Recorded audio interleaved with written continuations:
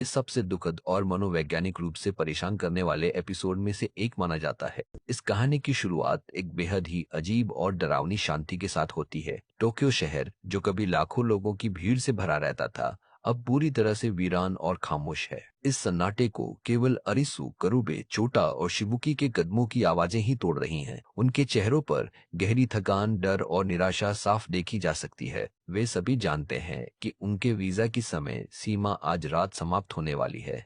इस रहस्यमयी और क्रूर दुनिया में वीजा समाप्त होने का सीधा सा मतलब है आसमान से गिरने वाली एक लेजर किरण के द्वारा तुरंत मौत। इसलिए अपनी जान बचाने के लिए उनके पास कोई और विकल्प नहीं है। उन्हें आज रात एक और जानलेवा खेल खेलना ही होगा। वे चारों भारी कदमों के साथ टोक्यो के एक विशाल वनस्पति उद्यान यानी बोटेनिकल गार्डन की ओर बढ़ते हैं। यह उद्यान कांच के एक बहुत बड़े गुंबद के अंदर बना हुआ है। रात के अंधेरे में यह कांच का ढांचा और भी ज्यादा डरावना लग रहा है। अंदर जाने पर उन्हें चारों तरफ केवल घने पेड़, जंगली झाड़ियां और अजीब सी नमी का एहसास होता है। प्रवेश द्वार के ठीक पास एक मेज रखी हुई है। उस मेज पर 4 स्मार्टफोन रखे हुए हैं और उनके ठीक बगल में धातु से बने 4 भारी कॉलर रखे हुए हैं। खेल में भाग लेने के लिए उन सभी को अपने गले में ये कॉलर पहनने होंगे। यह कॉलर केवल एक साधारण धातु का टुकड़ा नहीं है, बल्कि यह एक जानलेवा उपकरण है जिसे एक बार गले में पहनने के बाद खोला नहीं जा सकता।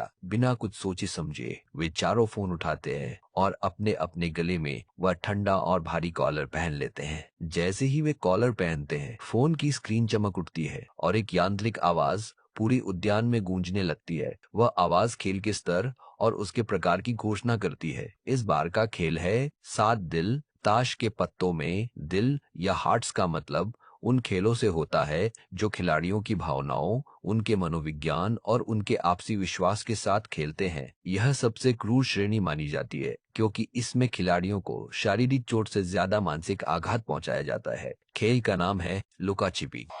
नियमों की घोषणा होती है और ये नियम इतने भयानक है कि उन्हें सुनकर चारों के पैरों तले से जमीन खिसक जाती है। नियम कुछ इस प्रकार है। 4 खिलाड़ियों में से केवल एक खिलाड़ी भेड़िया बनेगा और बाकी बचे 3 खिलाड़ी भेड़े बनेंगे। जो भी खिलाड़ी खेल के अंत तक भेड़िया बना रहेगा, केवल उसी का कॉलर सुरक्षित रहेगा और वह खेल जीत जाएगा। बाकी की 3 भेड़ों के गले में बंधा कॉलर समय समाप्त होते ही एक जोरदार धमाके के साथ फट जाएगा, जिससे उनकी तुरंत मौत हो जाएगी।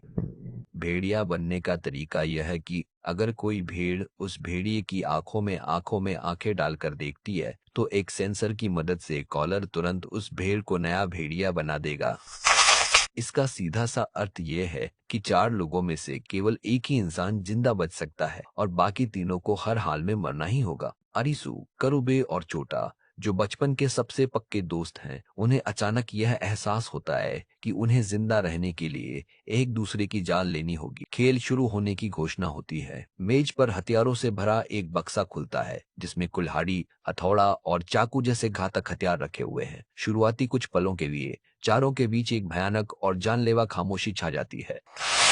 कोई भी कुछ समझ नहीं पा रहा है। अचानक शिबुकी, जो उनके समूह में सबसे नई है और किसी भी कीमत पर अपनी जान बचाना चाहती है, चोटा की आंखों में देखती है। चोटा उस समय शुरुआती भेड़िया था।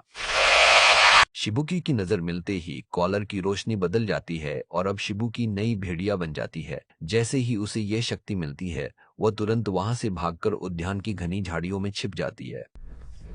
अब खेल एक हिंसक मोड़ ले लेता है। करुबे, जो हमेशा से शारीरिक रूप से सबसे ज्यादा ताकतवर और आक्रामक रहा है, उसे बहुत तेज गुस्सा आता है। वह शिबुकी को ढूंढने के लिए झाड़ियों की तरफ दौड़ पड़ता है। उसका मानना है कि शिबुकी एक बाहरी इंसान है और उनके दोस्तों के समूह का हिस्सा नहीं है, इसलिए जिंदा बचने का अधिकार केवल अरिसु, चोटा या करुबे में से किसी एक को है। उद्यान के उस अंधेरे और भूल भुलैया जैसे रास्तों में एक जानलेवा लुका छिपी का खेल शुरू हो जाता है। अरिसु भी उनके पीछे भागता है। वह लगातार चिल्ला रहा है और सबको समझाने की कोशिश कर रहा है कि जरूर इस खेल को जीतने का कोई ऐसा तरीका होगा जिससे वे चारों जिंदा बच सके। वह किसी भी कीमत पर अपने दोस्तों को आपस में लड़ते हुए नहीं देखना चाहता। तभी करुबे को शिबुकी मिल जाती है। उनके बीच हाथापाई शुरू हो जाती है। करुबे शिबुकी को पकड़ने की कोशिश करता है ताकि वह उसकी आंखों में देखकर भेड़िया बन सके। तभी वहां चोटा और अरिसु भी पहुंच जाते हैं। चोटा, जो पहले से ही पैर की चोट के कारण बहुत कमजोर हो चुका है, वह इस हिंसा को देखकर फूट फूट कर रोने लगता है।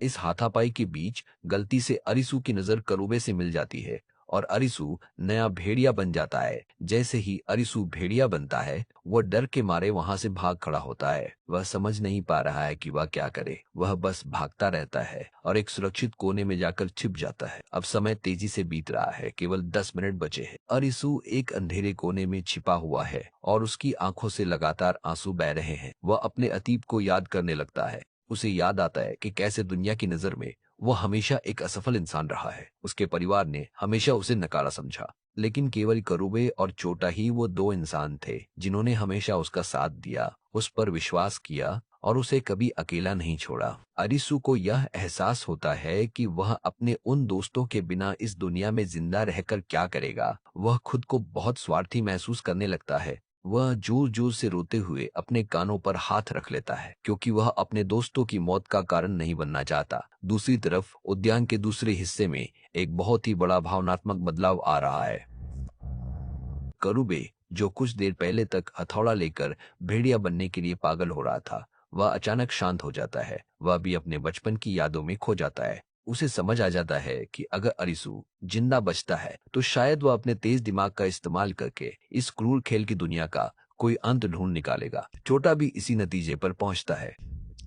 छोटा हमेशा से एक बहुत ही भावुक और डरपोक लड़का रहा है, लेकिन इस अंतिम क्षण में वह असीम साहस का परिचय देता है। शिबुकी अब भी भेड़िया बनने के लिए अरिसू को ढूंढने की कोशिश कर रही है, लेकिन चोटा उसे पीछे से पकड़ लेता है। वह शिबुकी को जमीन पर गिरा देता है और उसे कसकर जकड़ लेता है ताकि वह अरिसू के पास न पहुंच सके। शिबुकी रोती है, चिल्लाती है और चोटा से मिन्नतें करती है, लेकिन चोटा उसे नहीं छोड़ता। समय केवल 3 मिनट रह गया है। अरिसू अब छिपना बंद कर देता है। वह पागलों की तरह उद्यान में दौड़ने लगता है। वह जोर जोर से करूबे और चोटा का नाम पुकार रहा है।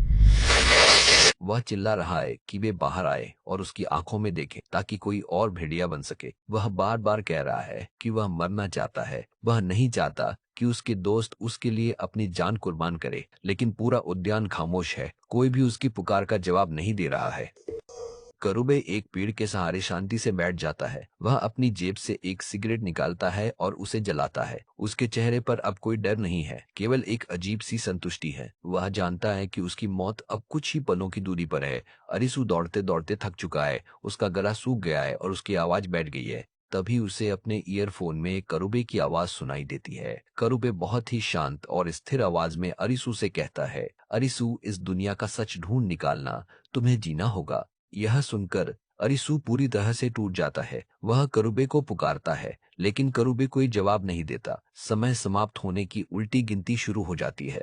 10, 9, 8, 7, 6, 5, 4, 3, 2, 1। समय समाप्त। पूरे उद्यान में एक साथ 3 जोरदार धमाकों की आवाज गूंज उठती है। चोटा, करूबे और शिबुकी के गले में बंधे कॉलर एक साथ फट जाते हैं। धमाके की आवाज के बाद वहां मौत जैसा सन्नाटा छा जाता है। केवल पानी की फुहारों के गिरने की आवाज आ रही है। अरिसू जमीन पर घुटनों के बल गिर पड़ता है। उसके हाथों से फोन छूटकर गिर जाता है। स्क्रीन पर लिखा आता है, खेल समाप्त, विजेता अरिसू। अरिसू धीरे धीरे उठकर उस जगह पर पहुंचता है जहां उसके दोस्त थे।